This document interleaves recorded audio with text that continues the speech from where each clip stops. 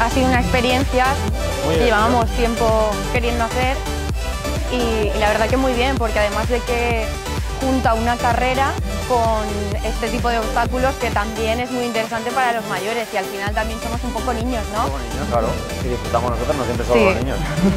Muy bien. Muy divertido, muy guay. Súper divertida, para repetir y repetiremos todo. Año que viene.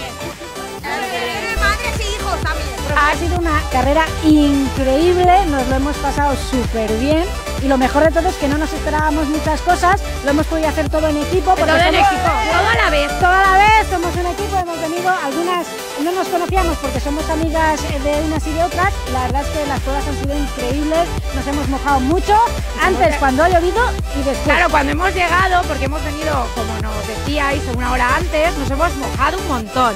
Y nos lo hemos pasado muy bien con la espuma del inicio. Sí. Y los animadores, súper bien. Toda la gente del recorrido se ha portado muy bien, preocupados en todo momento de si nos hacíamos daño, ¿no? Sí. Y la organización, como dicen por ahí de atrás, queda muy sorprendida. La organización ha estado muy bien. También. La verdad que ha sido todo fabuloso. Animamos a toda la gente que no ha venido esta vez. Buen rollo con el resto de participantes. Muy bueno, muy bueno. Hemos encontrado frutas amigas, los plátanos, los superhéroes. Y que el pre, porque mucha gente y muchas mujeres aquí que animamos a todo el mundo a que venga a la Crazy Cross del año que viene. No es una carrera de un día, venimos semanas preparando estos fabulosos disfraces y estos fabulosos tocados que han sobrevivido a todo el recorrido, a todo el recorrido.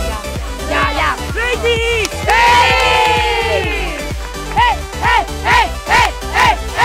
Hola, somos de Valencia, bueno, somos las Mariana Bros.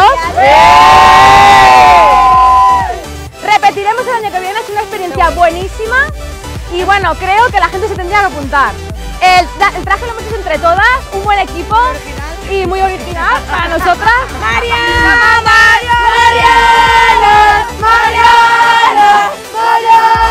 Y no tengo que decir nada negativo, al revés, que repitáis, que esto es una experiencia que vale la pena. Nada, vinimos el año pasado, lo pasamos muy bien y hemos venido este año a repetir. Hemos repetido. Sí. Y el año que viene volveremos a ver.